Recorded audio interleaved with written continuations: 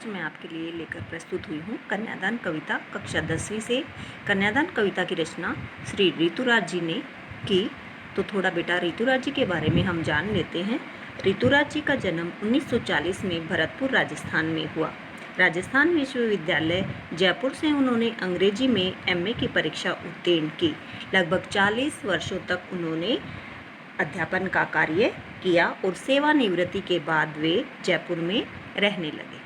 तो अब बेटा कन्यादान कविता के बारे में थोड़ा सा मैं आपको बता देती हूँ। कन्यादान कविता में माँ अपनी बेटी को परंपरागत आदर्शों से हटकर सीख दे रही है।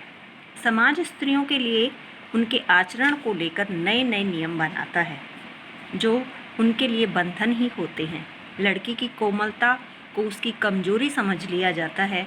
बेटी माँ के सबसे निकट होती है, इसलिए उसे अंतिम पूंजी कहा गया है। सामाजिक जीवन में स्त्रियों के प्रति हो रही घटनाओं को ध्यान में रखते हुए माँ ने अपनी पुत्री को शिक्षा दी है तथा उसे सचेत भी किया है। तो चलो बेटा पहला पद्यांश शुरू करते हैं। कितना प्रामाणिक था उसका दुख लड़की को दान में देते वक्त, जैसे वही उसकी अंतिम पूंजी हो। इन पंक्तियों में बेटा एक माँ के दुख को व्यक्त किया गया है जब वो शादी के बाद कन्यादान के समय अपनी बेटी का दान करती है। कन्यादान का अगर हम शाब्दिक अर्थ देखें तो कन्या का दान मतलब दान से मतलब ये होता है बेटा कि उस वस्तु का जो हमने दान में दे दी उससे हमारा अब कोई संबंध नहीं है। तो अगर इसका हम कन्यादान का शाब्दिक अर्थ पर हम जाएं तो ये थोड़ा सा देखने और सुनने में अनुचित सा लगता है और ठीक नहीं लगता, क्योंकि लड़की का संबंध कभी अपने माता पिता से टूटता नहीं है। उम्र भर वो अपने माता पिता से संबंध बनाए रखती है। तो ये एक परंपरा है कि विवाह के समय माता पिता को कन्या का दान करना पड़ता है। कितना प्रामाणिक था उसका दुख। यहाँ एक माँ की पीड़ा के बारे में बताया है कि जिन जिन लोगों ने कन्यादान किया है या जिन माँओं ने कन्यादान किया है वो सब जानती हैं कि ये दुख कितना वास्तविक होता है जब कन्या का दान किया जाता है।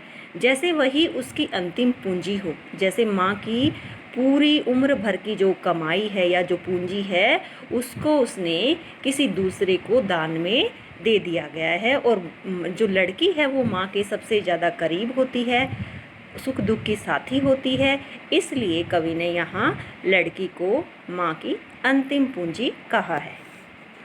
अगले पद में लड़की अभी सयानी नहीं थी, अभी इतनी भोली सरल थी कि उसे सुख का आभास तो होता था लेकिन दुख बाँचना नहीं आता था।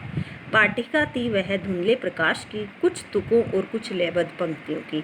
इन पंक्तियों में बताया है कि जब बेटी या जो कन्या होती है वो माता पिता के घर रहती है तो वह सारा जीवन सुख से व्यतीत करती है। उसको अपने माता पिता के घर सुख ही देखने को मिलती हैं, सुखों का ही आभास वो करती है और उसका जीवन बहुत सुखमय होता है। इसलिए उसे समाज की जो वास्तविकताएं हैं या दुनियादारी की उसे कोई समझ नहीं होती। तो इन पंक्तियों में देखते हैं, लड़की अभी सयानी नहीं थी। लड़की अभी सयानी नहीं थी मतलब वो बहुत भोली थी, अनजान थी। अभी इतनी भोली थी कि उसे सुख का आभास होता था। अभी वो इतनी भोली थी कि उसे सिर्फ उसने जीवन में अभी तक सुख ही सुख देखे थे तो उसको सुखों का ही आभास था, सुखों का ही उसे पता था, समझ थी, लेकिन दुख बाँचना नहीं आता था। बाँचना का अर्थ होता है पढ़ना, यहाँ मतलब है कि उसे दुख का अनुभव नहीं था। पाठिका थी वह धुंधले प्रकाश की, कुछ तुकों और कुछ लयबद्ध पंक्तियों की। इन पंक्तियों का अर्थ है कि उसने समाज में जो हो रहे अत्याचार हैं, दुख है, उनके बारे में दूर से सुना है। और धुंधला प्रकाश, धुंधला होता है जिसमें हमें थोड़ा थोड़ा दिखाई दे, स्पष्ट दिखाई न दे। तो लड़की को उनके बारे में स्पष्ट नहीं पता था, उसने थोड़ा बहुत सुना था लेकिन उनका उसे अभी अनुभव नहीं था। अभी उसे तो कुछ लयबद्ध तुकों और कुछ लयबद्ध पंक्तियों को ही गाना अभी आता था। इसका मतलब है कि उसको अभी दुनियादारी की समझ नहीं थी, वह बहुत भोली और नादान थी। माँ ने कहा पानी में झांककर अपने चेहरे पर मत रीछना, आग रोटियां सेकने के लिए है, जलने के लिए नहीं। वस्त्र और आभूषण शाब्दिक भ्रमों की तरह बंधन है स्त्री जीवन के। इन पंक्तियों में, इस पद्यांश में बेटा माँ ने अपनी बेटी को सीख दी है जो कि विवाह के समय हर माँ अपनी पुत्री को देती है। लेकिन इस कविता में माँ ने कुछ परंपरागत बातों से हट करके कुछ अपनी बेटी को सीख दी है, क्योंकि परंपरा में जैसे हमने देखा है कि माँ यही कहती है कि बेटा अब तुम यहाँ से विदा होकर गई हो इस घर से, तो यहाँ से तो अपने घर में ही तुम्हें हर दुख सुख सहन करना है, वही घर तुम्हारा है। लेकिन इस कविता में जो माँ है उन्होंने अत्याचार सहन न करने की सीख भी बेटी को साथ साथ दी है। माँ ने कहा पानी में झांककर अपने चेहरे पर मत रीझना। माँ ने यहाँ सीख दी है कि बेटा अपनी जो सुंदरता है ससुराल में जा कर के अपनी सुंदरता पर कभी मत रीझना, उसको अपनी कमजोरी मत बनने देना। आग रोटियां सेकने के लिए है, जलने के लिए नहीं। यहाँ माँ कहती है कि तुम परिवार में तुम गृह गृहस्थी के सारे कार्य करना, लेकिन अत्याचार को सहन मत करना। वस्त्र और आभूषण शाब्दिक भ्रमों की तरह बंधन है स्त्री जीवन के, और माँ ने यहाँ स्त्री जीवन के बंधन किस किस को बताया है? वस्त्र और आभूषण को, कि जिसके लालच में स्त्री बहुत जल्दी आ जाती है और उसको कुछ अनुचित भी करना पड़ सकता है। तो माँ ने यहाँ सीख दी है कि वस्त्र और आभूषणों के भ्रम में, जैसे कि हम शाब्दिक भ्रमों में फंस जाते हैं, किसी की बातों में फंस जाते हैं, उसी तरह वस्त्र और आभूषण के लालच में तुम्हें नहीं फंसना। माँ ने कहा लड़की होना पर लड़की जैसी दिखाई मत देना।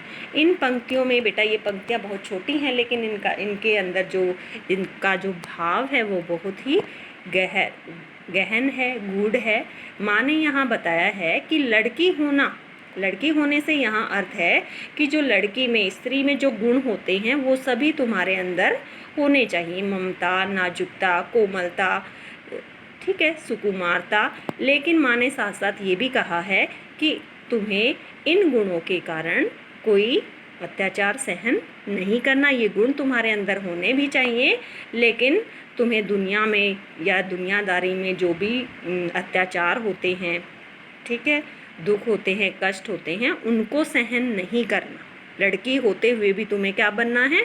मजबूत बनना है, दुर्बलता नहीं दिखानी है, निर्भय होकर के, और जो जीवन रूपी जो गाड़ी है उसको संभालना है। तो इन पंक्तियों में माँ ने यही सीख दी है। आई होप आपको समझ आया होगा।